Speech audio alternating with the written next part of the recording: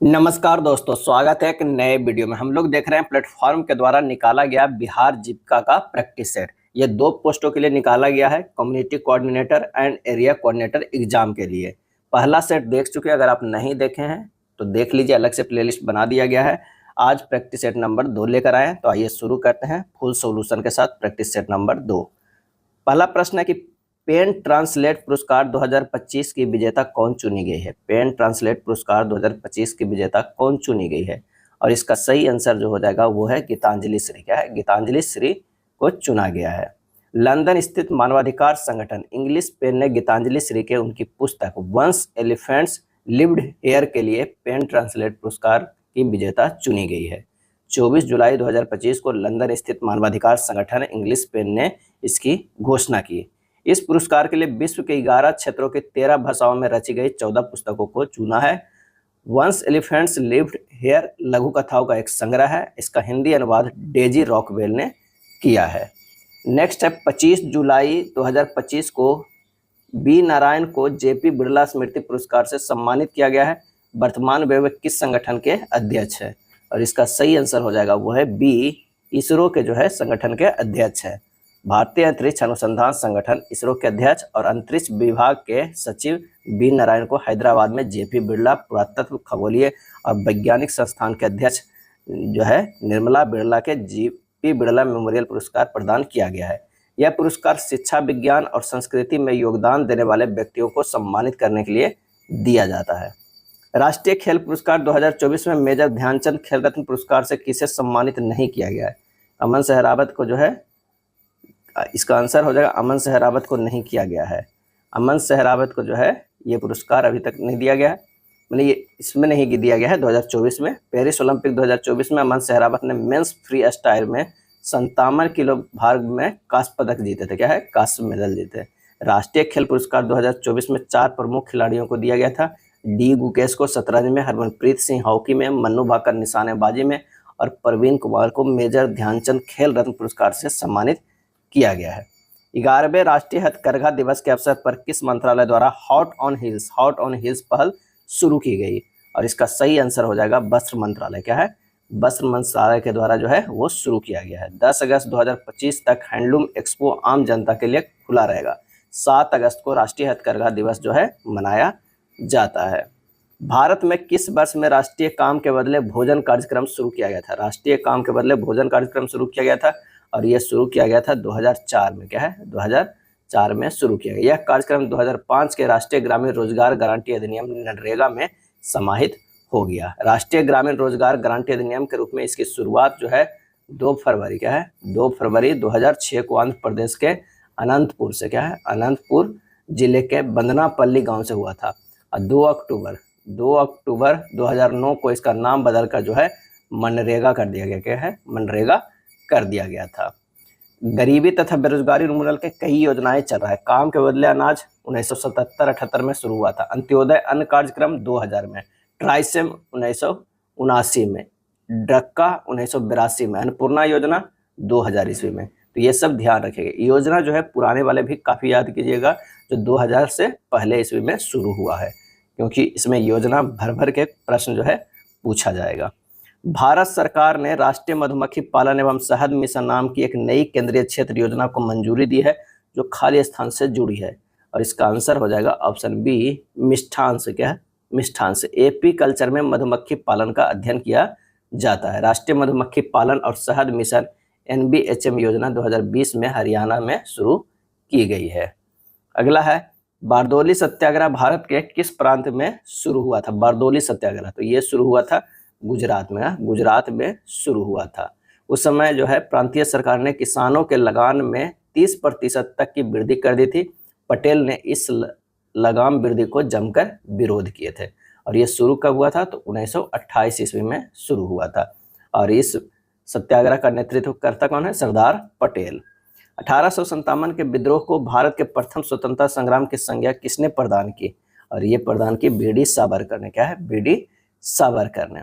23 मार्च 1857 बैरकपुर में 34वीं रेजिमेंट के मंगल पांडे ने विद्रोह जो है शुरू किया था, और जनवरी 1857 बंगाल की दमदम छावनी के सैनिकों ने कारतूसों का प्रयोग करने से इनकार कर दिया था। वर्नाकुलर प्रेस अधिनियम भारत के किस वायसराय के शासनकाल के दौरान लागू किया गया था? तो ये लागू किया गया था, आंसर हो जाएगा ऑप्शन ए, लॉर्ड लिटन के समय जो है 1878 ईस्वी में लागू किया गया था। और इसका मूल उद्देश्य था भारतीय भाषाओं के पत्र पत्रिकाओं पर और कड़ा नियंत्रण रखा जा सके। इस अधिनियम के पारित होते ही अगले दिन ही कोलकाता में बांग्ला में प्रकाशित अमृता बाजार पत्रिका ने अपने को अंग्रेजी दैनिक पत्र बना दिया। इसके सामूहिक संपादक जो है वो शिशिर कुमार घोष थे अमृत बाजार के। वो रातों रात जो है वो अंग्रेजी दैनिक पत्र बना दिए। वर्नाकुलर एक्ट को 1881 ईस्वी में जो है लॉर्ड रिपन ने क्या कर दिया? रद्द कर दिया। कब रद्द कर दिया? तो 1881 में। मोल्दोवा अंतर्राष्ट्रीय सौर गठबंधन ISA का खाली स्थान सदस्य बन गया। और इसका सही आंसर हमारा जो हो जाएगा 107वां जो है सदस्य बन गया। 107वां सदस्य बन गया मोल्दोवा। अंतर्राष्ट्रीय सौर गठबंधन ISA की स्थापना कब हुई थी? तो 2015 में भारत और फ्रांस द्वारा पेरिस के COP21 के दौरान जो है लॉन्च किया गया था। अंतर्राष्ट्रीय सौर गठबंधन सचिवालय कहाँ है? हरियाणा गुरुग्राम में है। क्या हरियाणा गुरुग्राम में है? फरवरी 2025 तक प्राप्त जानकारी के अनुसार नेहरू युवा केंद्र संगठन की पहल के तहत कितने युवाओं को व्यावसायिक कौशल में प्रशिक्षित किया गया है? और इसका सही आंसर हो जाएगा 28,275। 28,275। नेहरू युवा केंद्र संगठन NYKS की शुरुआत जो हुआ था 1972 में ग्रामीण युवाओं को सशक्त बनाने और उनके कौशल और व्यक्तित्व को निखारते हुए उन्हें राष्ट्र निर्माण में शामिल करने के उद्देश्य से किया गया था। बंगाल की खाड़ी अंतर सरकारी संगठन की 13वीं शासी परिषद की बैठक कहाँ आयोजित की गई? और इसका सही आंसर हो जाएगा माले मालदीव में। क्या है? माले मालदीव में आयोजित जो है वो किया गया। मत्स्य पालन में बायोफ्लॉक तकनीक क्या है? बायोफ्लॉक तकनीक जो है वो क्या है? और इसका सही आंसर जो हो जाएगा कि पानी में लाभकारी सूक्ष्म जीवों जैसे बैक्टीरिया को एक समूह विकसित करके मछली के अवशिष्ट को प्रोटीन युक्त भोजन में जो है वो बदलना है। बायो क्या कहलाता है? बायोफ्लॉक कहलाता है। बायोफ्लॉक तकनीक कहलाता है। पूर्ण आंतरिक परावर्तन की घटना के लिए आवश्यक शर्त क्या है? आवश्यक शर्त जो है वो क्या है? तब प्रकाश को सघन माध्यम से विरल माध्यम में जाना चाहिए और आपतन कोण कांति कोण से जो है अधिक होना चाहिए। आंसर हमारा जो हो जाएगा वो ए हो जाएगा। प्रकाश की किरण को एक सघन माध्यम उच्च अपवर्तनांक जैसे पानी या कांच से एक विरल माध्यम कम अपवर्तनांक जैसे हवा की ओर यात्रा करनी चाहिए। क्रांतिक कोण यानी क्रिटिकल एंगल वह आपतन कोण है जिसके लिए विरल माध्यम में अपवर्तन कोण 90 डिग्री होता है। यदि आपतन कोण इससे अधिक हो जाता है तो प्रकाश दूसरे माध्यम में प्रवेश जो है वो नहीं करता है। मानव कान का कौन भाग ध्वनि कंपनों को विद्युत संकेतों में परिवर्तित करता है जिन्हें मस्तिष्क द्वारा समझा जाता है? इसका आंसर होगा कर्णावर्त। क्या है? कर्णावर्त है। कर्णावर्त आंतरिक कान का एक सर्पिल आकार का तरल पदार्थ से भरा अंग है। इसमें हजारों सूक्ष्म संवेदी कोशिकाएं यानी बाल कोशिकाएं होती है। जब मध्य कान की अस्थिकाओं से कंपन कर्णावर्त तक पहुंचते हैं तो इसके अंदर का तरल पदार्थ गति करता है। यह गति बाल कोशिकाओं को उत्तेजित करती है जो इन यांत्रिक कंपनों को तंत्रिका आवेगों या विद्युत संकेतों में बदल देती है। स्वातंत्र्योत्तर अवधि में 1952 में भारत के लिए पहला व्यक्तिगत ओलंपिक पदक जो है किसने जीता था? तो केडी जादव ने। क्या है? केडी जादव ने। किसने जीता था? केडी जादव। भारत का पहला ओलंपिक पदक विजेता जो है खिलाड़ी नॉर्मन पिचार्ड थे जो 1900 ईस्वी में पेरिस ओलंपिक में जीते थे। स्वतंत्र भारत में व्यक्तिगत पदक जीतने वाले प्रथम भारतीय खिलाड़ी जो थे वो खसाबा जादव थे यानी केडी जादव थे। कुश्ती में 1952 में जीते थे हेलेंस्की ओलंपिक में। अब भारत का पहला ओलंपिक में स्वर्ण पदक भारतीय हॉकी टीम जिस समय कप्तान जयपाल सिंह मुंडा थे एम्स्टर्डम में जीते थे 1928 में। और प्रश्न पूछा जाता है कि ओलंपिक में पदक जीतने वाली पहली भारतीय महिला खिलाड़ी कौन थी? तो वो थी कर्णम मल्लेश्वरी। क्या है? कर्णम मल्लेश्वरी भारोत्तोलन में जीती थी। और वो कब जीती थी? सिडनी 2000 में। क्या है? 2000 ओलंपिक में। ओलंपिक में भारत का पहला व्यक्तिगत स्वर्ण पदक जीतने वाले खिलाड़ी अभिनव बिंद्रा निशानेबाजी में। कब? तो 2008 में बीजिंग ओलंपिक में। और ओलंपिक में भारत का दूसरा व्यक्तिगत स्वर्ण पदक विजेता जो है वो नीरज चोपड़ा। क्या है? नीरज चोपड़ा भाला फेंक में। कहाँ? वह टोक्यो ओलंपिक 2020 में। क्या है? 22 में। और एक और पूछा जाता है मन्नू भाकर। क्या है? मन्नू भाकर के लिए एक ही ओलंपिक में भारत की आज़ादी के बाद, क्या है, भारत की आज़ादी का यानी स्वतंत्र भारत के बाद जो है एक ही ओलंपिक में 2 पदक जीतने वाली महिला खिलाड़ी जो है वो है मन्नू भाकर। क्या है? मन्नू भाकर। फीडे महिला विश्व कप 2025 के फाइनल जीतने वाली पहली भारतीय कौन बन गई है? और इसका आंसर होगा दिव्या देशमुख। क्या है? दिव्या देशमुख बन गई है। फीडे महिला विश्व कप 2025 जॉर्जिया के बाटुमी में आयोजित फाइनल में 19 वर्षीय दिव्या देशमुख ने भारत के ही कोनेरी हम्पी को हराकर जो है जीती है। वर्तमान में दिव्या देशमुख की विश्व रैंकिंग 15वीं है। क्या है? 15वीं है। दी गई पाई ग्राफ का अध्ययन कीजिए और निम्नलिखित प्रश्न का उत्तर दीजिए। इस पाई आरेख में किसी निश्चित कंपनी में वार्षिक बजट की विभिन्न क्षेत्रों के लिए जो है 7200 करोड़ का आवंटन दर्शाया गया है। इंफ्रास्ट्रक्चर पर व्यय कितना है? यानी 84.7 डिग्री है। इंफ्रास्ट्रक्चर पर व्यय हो जाएगा 7200 के 84.7 डिग्री निकालना है, लेकिन उससे पहले 360 डिग्री से भागा दे देंगे। यानी 1 डिग्री पहले निकालेंगे तो 7200 बटा 360 और उसमें 84.7 डिग्री निकालना है तो गुना कर दीजिए। जब कैलकुलेट कीजिएगा 1694 जो है वो करोड़ आ जाएगा। 1694 करोड़ आंसर हमारा जो है सी हो जाएगा। एक बेईमान विक्रेता क्रय मूल्य पर 10% हानि पर एक वस्तु बेचता है, लेकिन 50 ग्राम के स्थान पर 40 ग्राम की बाट का उपयोग करता है। उसके लाभ प्रतिशत की जो है में गणना करना है। माना कि 50 ग्राम का सामान का क्रय मूल्य कितना है? 100 रुपया है। 40 ग्राम सामान का विक्रय मूल्य कितना है? तो ये हो जाएगा कितना? 90 रुपया हो जाएगा। क्या है? 90 रुपया हो जाएगा। 40 ग्राम सामान का विक्रय मूल्य जो हो जाएगा वो 90 रुपया। 100 गुना 10, 100 माइनस 10 बटा 100 कितना है? 90 रुपया। अब 50 ग्राम सामान का जो है ये क्रय मूल्य की बात हो रहा था और ये 40 ग्राम सामान का विक्रय मूल्य का। तो 50 ग्राम सामान का विक्रय मूल्य जो हो जाएगा वो हो जाएगा 90 गुना 50 बटा 40, ये हो जाएगा 112.5। तो अभीष्ट लाभ प्रतिशत बराबर 112.5 माइनस 100 बटा 100 गुना 100 हमारा हो जाएगा 12.5%। आंसर हमारा जो हो जाएगा सी हो जाएगा। क्या है? सी होगा। स्वाति 40,000 कमाती है जिसमें वह 25% बचाती है और शेष राशि भोजन और शिक्षा पर 3:2 के अनुपात में खर्च करती है। उसकी कुल आय में शिक्षा पर किए गए व्यय का कितना प्रतिशत है? माना कि जो है कुल कमाई जो है 100% है और ये क्या करती है? 25% बचाती है। 25% जो है बचाती है और शेष भोजन पे 75% जो है खर्च कर देती है।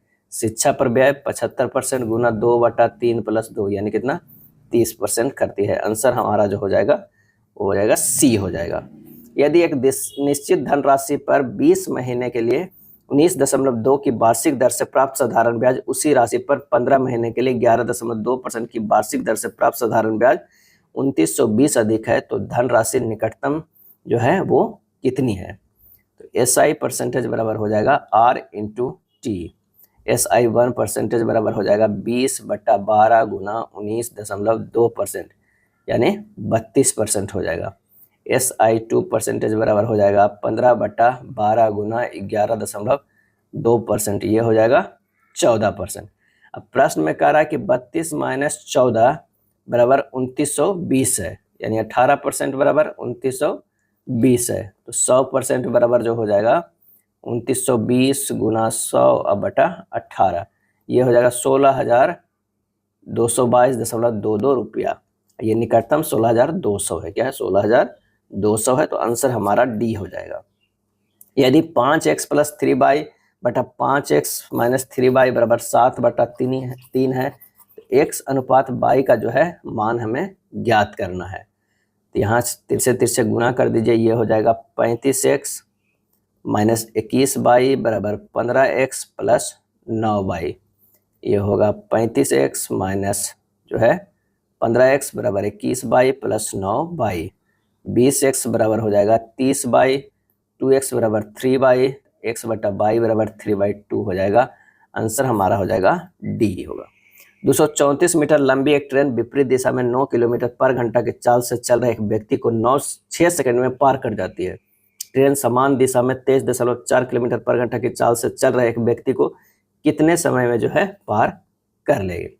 तो सबसे पहले माना कि ट्रेन की चाल जो है क्या हो जाएगा? ट्रेन की चाल x मीटर पर सेकंड हो जाएगा। विपरीत दिशा में सापेक्ष चाल 9 गुना 5/18 प्लस x यानी 2.5 प्लस x जो है वो मीटर पर सेकेंड। अब प्रश्न में कह रहा है 234, 23.4 किलोमीटर, 234 मीटर लंबी ट्रेन है, तो 234 बराबर हो जाएगा 2.5 प्लस x गुना जो हो जाएगा 6 हो जाएगा, क्या है गुना हो जाएगा 6। 2.5 प्लस x बराबर 234/6 यानी ये 39 हो जाएगा, क्या है 39 हो जाएगा। तो यहाँ से हो जाएगा x बराबर कितना 36.5 मीटर पर सेकेंड। अब अन्य व्यक्ति की चाल कितना हो जाएगा, तो वो हो जाएगा 23.4 गुना 5/18 यानी 6.5 मीटर पर सेकेंड। ट्रेन द्वारा अन्य व्यक्ति की समान दिशा में पार करने में कितना हो जाएगा, तो 234/36.5 में से घटा दीजिए 6.5, तो ये हो जाएगा 234/30 यानी 7.8 सेकेंड हो जाएगा। आंसर हमारा जो है वो सी हो जाएगा। यहाँ कह रहा है कि 234 मीटर लंबी एक ट्रेन को विपरीत दिशा में 9 किलोमीटर पर घंटा की चाल से चल रहे एक व्यक्ति को 6 सेकंड में पार करती है, और ट्रेन जो है समान दिशा में 23.4 किलोमीटर पर घंटा की चाल से चल रहे एक अन्य व्यक्ति को कितने समय में पार करेगी। तो हमें सबसे पहले जो है ट्रेन की चाल x निकाल लेना है, जो कि 36.5 मीटर पर सेकंड निकलती है। चलिए नेक्स्ट प्रश्न है कि निम्नलिखित तालिका में वर्ष 2016 से 2020 के दौरान एक गांव में पुरुषों और महिलाओं, शिक्षित पुरुषों और शिक्षित महिलाओं की संख्या को प्रदर्शित करती है। तालिका को ध्यानपूर्वक अध्ययन करें और प्रश्न का उत्तर दें। सभी वर्षों में शिक्षित महिलाओं की कुल संख्या की कुल महिलाओं की संख्या में प्रतिशत ज्ञात करें। तो यहाँ सबसे पहले जो है सभी वर्षों में शिक्षित महिलाओं की कुल संख्या कितनी हो गई, तो हो गया शिक्षित महिलाओं की 600, ये वाला जो है जोड़ देंगे, जब ये जोड़िएगा तो आ जाएगा 4350। कुल महिलाओं की संख्या कितनी हो गई, शिक्षित महिला हो गया, कुल महिलाओं की संख्या को इसे जोड़ेंगे 900, 1000, 1020 ये करके तो 5220 हो जाएगा। तो अभिष्ट प्रतिशत 4350/5220 बराबर हो जाएगा 0.8333 यानी 83। अभिष्ट प्रतिशत हो जाएगा कौन सा, 0.8333। आंसर हमारा जो है बी हो जाएगा, क्या है बी हो जाएगा। श्रीमान शर्मा, श्रीमान गुप्ता और श्रीमती सिन्हा किसी व्यवसाय में क्रमशः इतना इतना निवेशित करती है। 6 महीने बाद श्रीमान शर्मा व्यवसाय छोड़ देते हैं। यदि 8 महीने बाद 34,000 का लाभ हुआ होता तो श्रीमान गुप्ता का हिस्सा कितना होता। अब यहाँ पर जो है शर्मा, गुप्ता, सिन्हा का जो है वो 2:4:3 के रेशियो में है। शर्मा, गुप्ता और सिन्हा, अगर निवेश की बात करें तो ये 2:4:3 का है। समय जो है ये 6 महीना, ये 8 महीना, ये 8 महीना, ये हो जाएगा कितना 6 दूनी 12:32:24 यानी 3:8:6 का है। अब 3 + 8 + 6 का जो इनकम हो गया वो 34,000 हो गया, क्या है 34,000 होगा। तो हमें निकालना कितना है इनका, तो श्रीमान गुप्ता का यानी 8 का, तो 8 यूनिट बराबर कितना हो जाएगा 34,000 अब बटा 17 गुना 8, ये हो जाएगा 16,000, क्या है 16,000। ये वाला के गुप्ता जी को निकालना है, श्रीमान गुप्ता का, तो ये हो जाएगा 16,000। आंसर हमारा डी होगा। 6 सदस्यों के एक परिवार का जो है औसत 25 वर्ष है, सबसे छोटा सदस्य 8 वर्ष का है, तो परिवार की औसत आयु जो है परिवार की औसत आयु यह छोटे सदस्य के जन्म से पहले की कितनी थी। तो 6 सदस्यों की कुल आयु कितना हो गया, तो 25 × 6 बराबर 150 वर्ष। सबसे छोटा सदस्य का 8 वर्ष है, और सबसे छोटे सदस्य के जन्म से पहले परिवार की औसत आयु क्या हो जाएगा, तो 150 - 8 × 6 बट्टा क्या हो जाएगा 5 हो जाएगा, यानी 150 - 48/5, 102/5 यानी 20.4 वर्ष हो जाएगा, 20.4 वर्ष। आंसर हमारा जो हो जाएगा सी हो जाएगा। यहाँ क्या किया गया, तो 8 × 6 इसलिए किया गया था कि 8 वर्ष जो है सबसे छोटा सदस्य का था। 6वें सदस्य का जो है ना 8 साल पहले का उम्र कह रहा है ना, जो परिवार की औसत आई छोटे सदस्य के जन्म से पहले, तो सबका जो है 8 साल घट जाएगा, वही घटाया गया। फिर 5 लोग का ही हमें औसत निकालना है, तो ये आ जाएगा कितना 20.4। नीचे दिए गए बार ग्राफ 4 वर्षों के दौरान मक्के के उत्पादन में हुई वृद्धि को दर्शाता है। बार ग्राफ के आधार पर दिए गए प्रश्न का उत्तर दीजिए।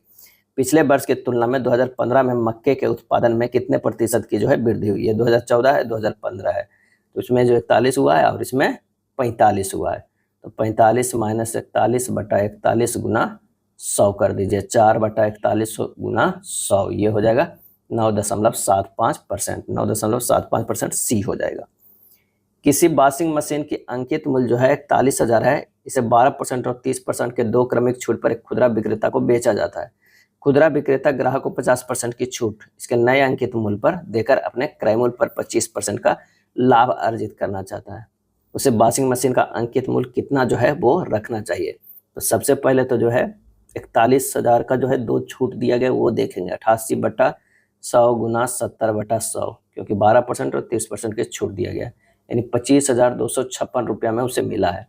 विक्रेता से लाभ भी तो है, विक्रेता का लाभ जो है कितना परसेंट, 25% होना चाहिए। 25,256 गुना 125/100 यानी 31,570 रुपया। अब 31,570 में इसको विक्रय मूल्य होना चाहिए, लेकिन ये 50% की छूट देकर अपने क्रय मूल्य पर 25% की लाभ अर्जित करता है। तो छूट दे रहा है कितना, 50% के था। तो नया अंकित मूल्य जो हो जाएगा, अंकित मूल्य जो हो जाएगा वो हो जाएगा कितना, 31,570/50 गुना 100, क्या है, गुना 100। तो ये हो जाएगा 63,140, 63,140 हो जाएगा। आंसर हमारा डी होगा। एक कस्बे की वर्तमान जनसंख्या जो है 1,80,000 है तथा जो प्रतिवर्ष 25% की दर से बढ़ रही है। 3 वर्ष पूर्व तथा 2 वर्ष पूर्व की जनसंख्या में जो है क्या अंतर है। कस्बे की वर्तमान जनसंख्या जो है 1,80,000 है, जो प्रतिवर्ष 25% की दर से बढ़ रही है। तो 3 वर्ष पूर्व कह रहा है, 3 वर्ष पूर्व जो है कस्बे की जनसंख्या कितना हो जाएगा, 1,80,000 गुना 100/125 गुना 100/125 गुना 100/125, ये हो जाएगा 92,160 हो जाएगा, 92,160 हो जाएगा। और 2 वर्ष पूर्व की जनसंख्या कितना हो जाएगा, तो 1,80,000 गुना 100/125 गुना 100/125, ये हो जाएगा 11,52,00, क्या है, 1,15,200। दोनों में बस अंतर हमें निकाल लेना है, इसमें और इसमें। जब अंतर निकालेंगे तो हो जाएगा 23,040, क्या है, 23,040, 23,040 ऑप्शन ए में है। एक कूट भाषा में ट्री को इस तरह लिखा जाता है और बॉल को इस तरह लिखा जाता है, तो इसी कूट भाषा में बॉल को कैसे लिखा जाएगा। तो यहाँ TREE है, लिखा गया WSHF है। यहाँ आप देखिए T से W गया है +3 है, R से +1 है, E से H गया है +3 है, E से F गया है +1 है। +3 +1 +3 +1 का है, तो हमें WALL निकालना है। +3 कर दीजिए Z हो जाएगा, +1 कीजिए B हो जाएगा, +3 कीजिए O हो जाएगा, +1 कीजिए M हो जाएगा। आंसर हमारा A होगा। यदि प्लस का अर्थ माइनस है, माइनस का अर्थ गुना है और गुना का अर्थ भाग है, तो भाग का अर्थ प्लस है, तो दिए गए समीकरण में प्रश्न चिन्ह के स्थान पर क्या आएगी। तो यहाँ प्रश्नानुसार गणितीय चिन्ह बदलेंगे तो 99/33 गुना 70 + 90 - 100 कैलकुलेट कीजिएगा, 200 आ जाएगा, क्या है, 200। आंसर हमारा डी होगा। 32 का श्रृंखला तार्किक रूप से पूर्ण हो जाएगा तो क्या हो जाएगा, ए होगा, क्या है, आंसर हमारा ए हो जाएगा। चलिए 599, 236, 363 इस तरह अगर है, अगर मान लिया कि 236 + 363 करेंगे 599 आ रहा है, यानी इन दोनों के सिर्फ जोड़ दीजिए, इन दोनों के जोड़ देंगे तो 481 आ रहा है। ऑप्शन बी में देख लीजिए, अगर 314 327 को जोड़ेंगे तो 641 आएगा। चलिए अंग्रेजी शब्दकोश में कैसा दिखाएगा हमें ये देखना है। तो सबसे पहले जो है JUMP आएगा, फिर JUNCTION आएगा, फिर JUNCTURE आएगा, JUNGLE आएगा, JUPITR जुपिटर आएगा। आंसर हमारा सी आएगा। निम्नलिखित में कौन सी पद दी गई श्रृंखला में प्रश्न चिन्ह को प्रतिस्थापित करेगी। तो D से E गया है +1, E से F गया है +1 और F से +1 करेगा वो G होगा। I से J गया है, J से K गया है और K से L जाएगा, यानी +1 सभी में कर रहे हैं, तो GL और अगला में होगा T होगा। आंसर हमारा A होगा। चलिए असमान संख्या युग्म को चयन करना है। 18 30 से अगर गुना करते हैं तो हो जाता है, लेकिन ये 30 से करेंगे तो ये नहीं होगा, यानी 6 गुना 5 करते हैं, 6 गुना 5 करते हैं, 6 × 30, 30 गुना 6 करेंगे तो 180 हो जाएगा। अगर ऑप्शन बी में देखते हैं 4 गुना 3 करते हैं, यानी एक कम करते हैं, फिर 4 × 4 = 12, 1248 है। 8 गुना 7 करते हैं गुना 8, 8 सत्ते 56, 56 और 8 अगर करेंगे तो क्या हो जाएगा 448 हो जा रहा है।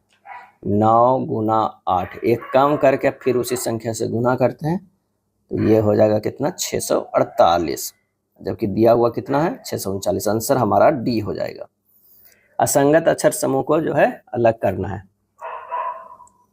उस अक्षर समूह में व्यंजनों या स्वरों की संख्या उनके स्थान पर आधारित नहीं है, ये हमें देखना है। ओ से पी गया है, क्या है, ओ से पी गया है +1 हो गया है। अब पी से एस गया है +3 हो गया है और एस से एन गया है -5 है।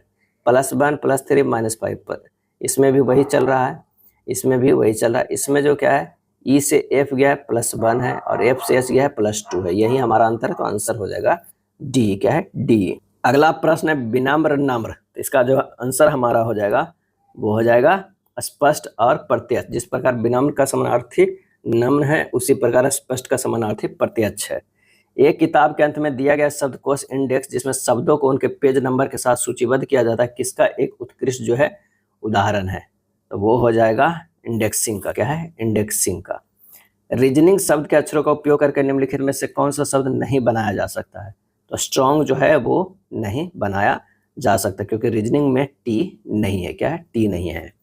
और तो आंसर हमारा हो जाएगा, इसमें टी देखिए नहीं है तो स्ट्रॉन्ग नहीं बनाया जा सकता। अब आइए एरिया कोऑर्डिनेटर का प्रश्न, जो 20 प्रश्न दिया हुआ रहता है इस पद के लिए। महात्मा गांधी राष्ट्रीय ग्रामीण रोजगार गारंटी अधिनियम मनरेगा किस श्रेणी के तहत एक योजना है, और ये योजना है केंद्र सरकार की सामाजिक सुरक्षा योजना है, जिसमें कम से कम 100 दिनों के अकुशल शारीरिक श्रम की गारंटी जो है देता है। इसका मुख्य उद्देश्य ग्रामीण क्षेत्रों में परिवारों की आजीविका सुरक्षा को जो है वो बढ़ाना है। दीनदयाल अंत्योदय योजना राष्ट्रीय ग्रामीण आजीविका मिशन जो है का उद्देश्य क्या है, और इसका आंसर हो जाएगा ग्रामीण गरीबों के लिए स्थायी आजीविका के अवसर जो है पैदा करना है, क्या है पैदा करना है। यह योजना स्वयं सहायता समूहों के माध्यम से ग्रामीण परिवारों को संगठित करती है। इसका उद्देश्य ग्रामीण महिलाओं को सशक्त बनाना और उन्हें वित्तीय सहायता प्रदान करना है।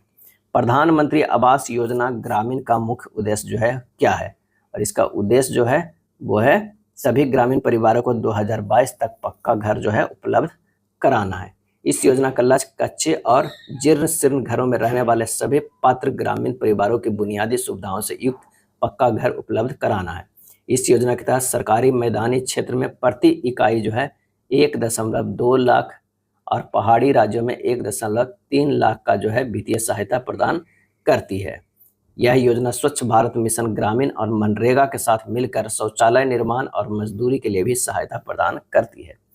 प्रधानमंत्री ग्राम सड़क योजना किस लिए है, तो यह ग्रामीण क्षेत्रों में कनेक्टिविटी के लिए सड़कें जो है वो बनाना है। इस योजना का लक्ष्य निर्धारित जनसंख्या जो है मैदानी क्षेत्र में 500+ और पहाड़ी क्षेत्र में 250+ वाली सभी पात्र असंबद्ध बस्तियों को जो है हर मौसम में सड़क संपर्क प्रदान जो है करना है। पीएम किसान का पूरा नाम क्या है, पीएम किसान का पूरा नाम क्या है, तो वो है प्रधानमंत्री किसान सम्मान निधि, जिसमें 6,000 रुपया की सहायता प्रदान की जाती है। 3 किस्तों में 2-2 हज़ार के 3 किस्तों में प्रदान की जाती है। बिहार में मुख्यमंत्री उद्यमी योजना का क्या उद्देश्य है, और इसका सही आंसर होगा ग्रामीण उद्यमियों को सहायता प्रदान करना, ग्रामीण उद्यमियों को सहायता प्रदान करना। इस योजना का उद्देश्य राज्य में नए उद्यमी को स्थापना को प्रोत्साहित करना है। इसके तहत सरकार उद्यमियों को 10 लाख तक की वित्तीय सहायता प्रदान करती है, जिसमें 5 लाख अनुदान के रूप में और 5 लाख ब्याज मुक्त ऋण के रूप में शामिल है। बिहार सरकार द्वारा सतत जीविकोपार्जन योजना SJY किसके लिए है, और इसका आंसर हो जाएगा राज्य के अति गरीब परिवारों के लिए है। इस योजना का मुख्य उद्देश्य देसी शराब और ताड़ी के उत्पादन और बिक्री में पारंपरिक रूप से लगे गरीब परिवारों को अस्थायी आजीविका के अवसर प्रदान करना है। यह योजना लक्षित परिवारों को संपत्ति निर्माण, क्षमता निर्माण और अन्य सहायता जो है प्रदान करती है। कौशल युवा कार्यक्रम KYP किस मिशन के तहत युवाओं को कौशल प्रदान करता है, और इसका आंसर होगा बिहार कौशल विकास मिशन, बिहार कौशल विकास मिशन। यह कार्यक्रम 15 से 28 वर्ष की आयु के युवाओं को संचार कौशल, बुनियादी कंप्यूटर साक्षरता और सॉफ्ट स्किल में प्रशिक्षण प्रदान करता है। यह बिहार सरकार के 7 निश्चय कार्यक्रम का एक महत्वपूर्ण जो है वो घटक है। निम्नलिखित में कौन सा एक स्वयं सहायता समूह SSG का तत्व नहीं है, और इसका सही आंसर हो जाएगा बाह्य वित्तीय उत्पाद, बाह्य वित्तीय उत्पाद है। नेक्स्ट है ग्राम संगठन वीओ और क्लस्टर लेवल फेडरेशन CLF को क्या कहा जाता है, और इसका आंसर होगा उच्च स्तर के फेडरेशन। उच्च स्तर के फेडरेशन। ग्राम संगठन एक गांव के सभी स्वयं सहायता समूहों का एक संघ होता है। क्लस्टर लेवल फेडरेशन एक क्लस्टर के सभी ग्राम संगठनों का एक संघ होता है। निम्नलिखित में से कौन सा ग्रामीण जो है क्षेत्र में प्रचलित एक वित्तीय उत्पाद है? सही आंसर हो जाएगा बैंक ऋण, बीमा, डेबिट कार्ड, ये तीनों उपरोक्त में से जो है वो सभी है। SHG, VO और CLF स्तर पर बुनियादी बही खाता तत्वों में क्या शामिल है, और इसका आंसर हो जाएगा कैशबुक, लेजर, मीटिंग रजिस्टर आदि। ये रजिस्टरों को रख रखाव समूह की वित्तीय पारदर्शिता और जवाबदेही सुनिश्चित करने के लिए महत्वपूर्ण है। कैशबुक में सभी नगद लेन देन का रिकॉर्ड होता है, जबकि लेजर में जो है सदस्यों के व्यक्तिगत खातों का विवरण होता है। मीटिंग रजिस्टर में बैठकों की कार्यवाही, लिए गए निर्णयों और सदस्यों की उपस्थिति का रिकॉर्ड रखा जाता है। जीविकोपार्जन संवर्धन में क्या शामिल है? लाइवलीहुड प्रमोशन में क्या शामिल है, और इसका आंसर हो जाएगा सभी। केवल कृषि आधारित आजीविका, गैर कृषि और ऑफ फार्म आजीविका, मूल्य श्रृंखला और बाजार लिंकेज, उपरोक्त में से जो है वो सभी है। कृषि आधारित आजीविका में क्या शामिल है? कृषि आधारित आजीविका में क्या शामिल है? जीविकोपार्जन संवर्धन में क्या शामिल है, ये प्रश्न था। इसमें कृषि आधारित आजीविका में क्या शामिल है, और इसका आंसर हो जाएगा कौन सा? तो कृषि और बागवानी, पशुधन दोनों। ए और जो है बी जो है वो दोनों है। कृषि और बागवानी विभिन्न प्रकार के फसलें, सब्जियां और फल उगाना जो है वो शामिल है। पशुधन में गाय, भैंस, बकरी, मुर्गी पालन आदि शामिल है, जो दूध, मांस, अंडे और अन्य उत्पादकों के माध्यम से आय प्रदान करते हैं। ग्रामीण अर्थव्यवस्था की विशेषता क्या है, और इसका सही आंसर हो जाएगा कृषि पर निर्भरता। क्या है? कृषि पर निर्भरता। ग्रामीण क्षेत्रों में औद्योगिक विकास और सेवा क्षेत्र का प्रभुत्व आमतौर पर कम है। ग्रामीण अर्थव्यवस्था अक्सर मानसून और कृषि उपज की कीमतों पर बहुत अधिक निर्भर करती है। बिहार में मुख्यमंत्री आवास योजना ग्रामीण MAYG किसके लिए है, और इसका सही आंसर जो हो जाएगा वो हो जाएगा वे परिवार जो BPL श्रेणी में है और PMAYG के तहत शामिल नहीं है। तो आंसर हो जाएगा बी। पंचायती राज संस्थाओं की क्या भूमिका है? सही आंसर जो हो जाएगा आंसर बी, विकास में उनकी जो है वो भूमिका है। 73वें संविधान संशोधन के माध्यम से पंचायती राज संस्थाओं को संवैधानिक दर्जा दिया गया ताकि वे स्थानीय स्वशासन की इकाइयों के रूप में जो है कार्य कर सके। अगला है सहकारी समितियां क्यों महत्वपूर्ण है?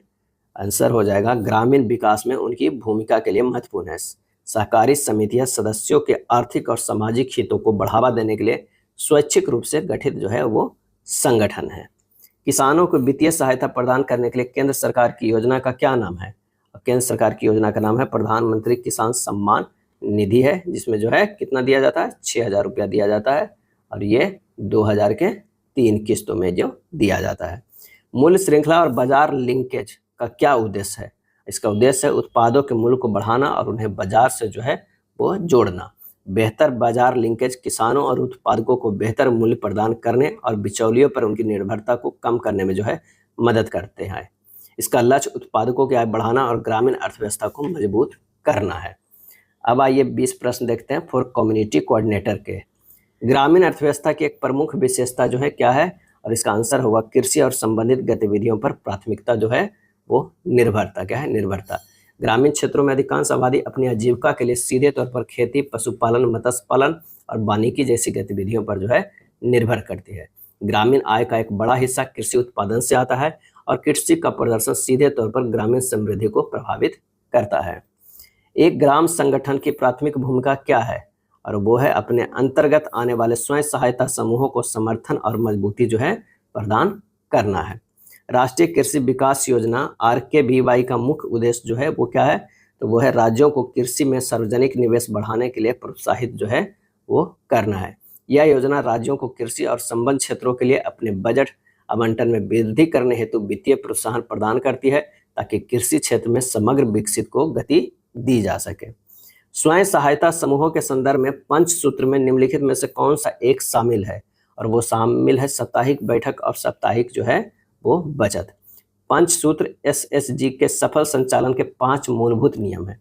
पहला क्या है, तो ये ध्यान रखिए, नियमित साप्ताहिक बैठक, नियमित जो है साप्ताहिक बचत, साप्ताहिक जो है बैठक होगा, फिर नियमित जो है साप्ताहिक बचत हो जाता है। तीसरा जो है नियमित आंतरिक लेन देन, क्या है? नियमित जो है लेन देन हो जाएगा। उसके बाद समय पर ऋण वापसी हो जाएगा, ये है चौथा। और पांचवा सही ढंग से खाता बही का रख रखाव। इसमें जो है कौन सा शामिल है, तो साप्ताहिक बैठक और साप्ताहिक बचत। बिहार के मुख्यमंत्री आवास योजना ग्रामीण के विशिष्ट लाभार्थी कौन है? आंसर हो जाएगा वे बीपीएल परिवार जो प्रधानमंत्री आवास योजना ग्रामीण के अंतर्गत शामिल नहीं है। कौन सा ऑफ फॉर्म आजीविका का उदाहरण है? ऑफ फॉर्म आजीविका का उदाहरण है और वो है अपने घर पर एक छोटी सी दुकान चलाना। एक घर पे अपने छोटी सी दुकान चलाना। ऑफ फॉर्म आजीविका उन सभी गैर कृषि गतिविधियों को संदर्भित करती है जो ग्रामीण क्षेत्रों में आय उत्पन्न करती है, जैसे कि छोटे व्यवसाय, हस्तशिल्प, सेवाएं और मजदूरी। क्या है? मजदूरी। त्रिस्तरीय पंचायती राज प्रणाली किसके लिए जो है किसके लिए मौलिक है? और इसका आंसर हो जाएगा विकेंद्रीकृत योजना और ग्रामीण स्वशासन के लिए। केंद्र सरकार की सामाजिक सुरक्षा योजनाओं में अक्सर क्या शामिल होता है? सही आंसर हो जाएगा जीवन बीमा, दुर्घटना बीमा और पेंशन। सतत जीविकोपार्जन योजना एसजेवाई का अल्ट्रा पुअर ग्रेजुएशन दृष्टिकोण क्या है? और इसका आंसर होगा सबसे गरीब परिवारों को संपत्ति और गहन समर्थन देकर अस्थायी रूप से गरीबी से बाहर निकालना। पशुधन आधारित आजीविका की प्रमुख विशेषता क्या है? तो यह आय की एक नियमित स्रोत है और पोषण संबंधी सहायता प्रदान जो है वो करती है। एक क्लस्टर स्तरीय संघ का प्रमुख कार्य क्या है? और वो है अपने सदस्य ग्राम संगठनों और स्वयं सहायता समूहों के लिए बड़े ऋण और बाजार संपर्क स्थापित जो है वो करना। मनरेगा के तहत आवेदन के 15 दिनों के भीतर काम नहीं दिए जाने पर आवेदक किस चीज का जो है हकदार होता है? तो वो होता है बेरोजगारी भत्ता का। क्या है? बेरोजगारी भत्ता का। आंसर हमारा जो हो जाएगा बी हो जाएगा। दीनदयाल अंत्योदय योजना राष्ट्रीय ग्रामीण आजीविका मिशन का लक्ष्य प्रत्येक ग्रामीण गरीब परिवार से कम एक महिला को किसमें संगठित करना है?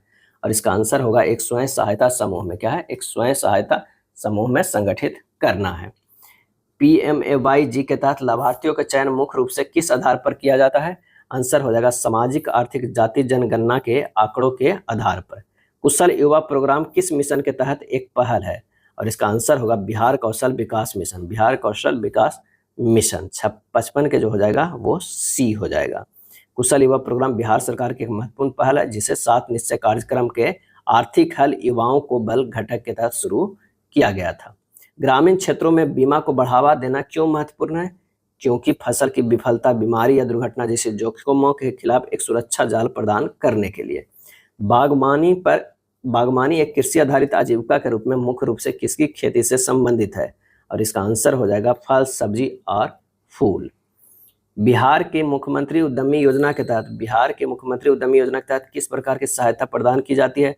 और इसका आंसर होगा नए उद्यम स्थापित करने के लिए वित्तीय सहायता और संवर्धन। स्वयं सहायता समूह के बैंक खाते का संचालन समानतः किसके द्वारा किया जाता है? और इसका आंसर होगा समूह के किन्हीं 2 या 3 अधिकृत पदाधिकारियों द्वारा संयुक्त रूप से। क्या है? संयुक्त रूप से। डिजिटल फाइनेंसिंग मॉडल ग्रामीण क्षेत्र में क्या सुविधा प्रदान करते हैं? और इसका आंसर होगा बैंकिंग और वित्तीय सेवाओं तक आसान और तेज पहुंच प्रदान जो है वो करते हैं। चलिए अब कंप्यूटर के देख लेते हैं 10 प्रश्न।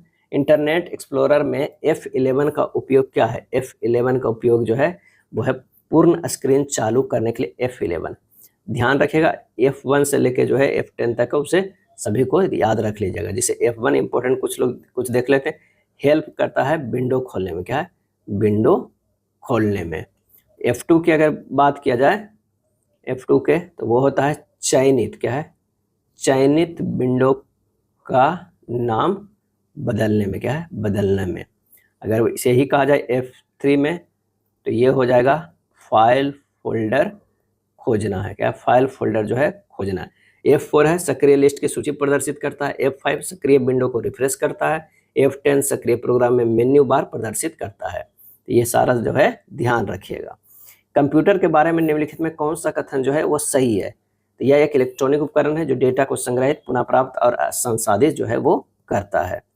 खालिस्तान और खालिस्तान साउंड इफेक्ट फाइलों को 2 प्रकार है जिन्हें माइक्रोसॉफ्ट पावर पॉइंट में जोड़ा जा सकता है। ये सब डॉक्यूमेंट फाइल है, PDF फाइल है, वेब JPG जो है, JPG भी जो है क्या है वो इमेज फाइल है। तो आंसर हमारा जो हो जाएगा 63 के ए हो जाएगा। क्या है? ए हो जाएगा। कुछ फाइल एक्सटेंशन को ध्यान रखिएगा। DOC है, ये वर्ड डॉक्यूमेंट फाइल है। कुछ डाटा फाइल है, ये जो है PDF फाइलें हैं। तो JPG भी जो होता है वो ज्वाइंट फोटोग्राफिक एक्सपर्ट फॉर्मेट, ये भी PDF है। PDF का पूरा नाम पोर्टेबल डॉक्यूमेंट फॉर्मेट, ये भी जो है सब फाइल है। निम्नलिखित में से कौन सी एक एप्लीकेशन सॉफ्टवेयर है, और इसका आंसर हो जाएगा ग्राफिक्स। ग्राफिक्स जो है एप्लीकेशन सॉफ्टवेयर है। निम्नलिखित में कौन सा ऑफिस पैकेज नहीं है, ऑफिस पैकेज जो है वो नहीं है।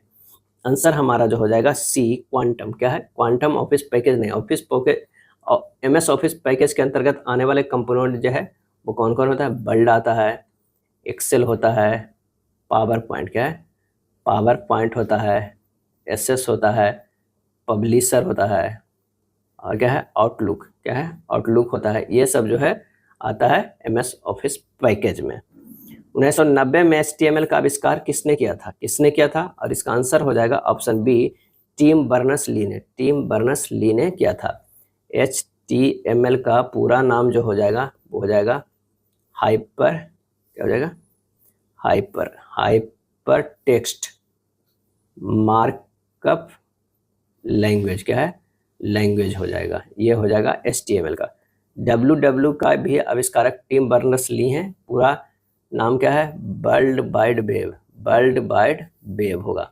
एक और पूछा जाता है HTTP, ये हाइपर टेक्स्ट ट्रांसफर प्रोटोकॉल है। हाइपर टेक्स्ट ट्रांसफर प्रोटोकॉल है। अगला प्रश्न है कि कंप्यूटर के संदर्भ में जो है वो वेट बेयर क्या होता है? वेट बेयर क्या होता है? और इसका सही आंसर हमारा जो हो जाएगा वो हो जाएगा मानव मस्तिष्क। क्या है? मानव मस्तिष्क होता है। वेट बेयर CPU की तरह होता है। किसकी तरह होता है? CPU की तरह। निम्नलिखित में समान तौर पर प्रयोग किए जाने वाले फ्लॉपी डिस्क के साइज क्या होते हैं? फ्लॉपी डिस्क के साइज जो होते हैं वो 3.1/5 इंच होते हैं। क्या? इंच होते हैं। फ्लॉपी डिस्क जो है डाटा संगठन के लिए उपयोग किया जाता है। 8 इंच फ्लॉपी, यह पहली फ्लॉपी डिस्क किया था जिसे IBM द्वारा 1690 में डिजाइन की गई थी। 5.25 इंच के फ्लॉपी होता है, 3.5 इंच के भी फ्लॉपी होता है। POP एक ईमेल संबंधित प्रोटोकॉल है। POP का पूर्ण रूप क्या है? तो वह पोस्ट ऑफिस प्रोटोकॉल। क्या है? Post office protocol. आंसर हमारा जो हो जाएगा वो हो जाएगा डी हो जाएगा। क्या? डी हो जाएगा। क्रोम ब्राउजर में दाईं और प्रत्येक खुले टैब में जाने के लिए निम्नलिखित में से किस कीबोर्ड के शॉर्टकट का उपयोग किया जाता है? तो ये हो जाएगा Ctrl+Tab। Ctrl+Tab जब उपयोग कीजिएगा तो दाईं ओर जो है वो खुले टैब में चले जाइएगा। Ctrl+Shift+ अगर N होगा तो गुप्त मोड में नई विंडो खुलता है। Ctrl+W है तो मौजूदा टैब को सीधे बंद करता है। Ctrl+F6 होगा तो सीधे वेब कनेक्ट पर जाता है। Ctrl+S होता है तो वेब पेज को सेव करता है। कुछ इंपॉर्टेंट जो शॉर्टकट है उसे भी जरूर ध्यान रखिएगा। ये था प्रैक्टिस सेट नंबर जो है 2। अगर वीडियो अच्छा लगा तो लाइक एंड शेयर कर दीजिएगा।